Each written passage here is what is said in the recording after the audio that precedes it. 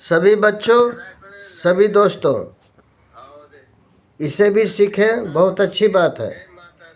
हाथ साफ रखो, हमेशा हाथ को साफ रखना चाहिए। सुरक्षित बचपन, स्वस्थ रहो, निरोग रहो। देखो देखो बच्चों, जब भी खाना खाओ या नाश्ता करो, घर में खाओ या बाहर में खाओ, ध्यान रखना हाथ को हमेशा धोकर खाना चाहिए। चाहे साबुन से धोवो या डिटॉल से धोवो।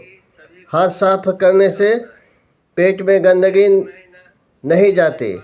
धूल कण से, गंदगी से बचो, जीवन भर स्वस्थ रहोगे। बचपन भी बीमारी से सुरक्षित रहेगा। सच है, कहा गया है, पहले स्वस्थ रहो तब निरोग रहो।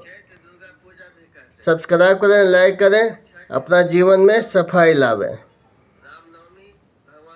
जय माता दी।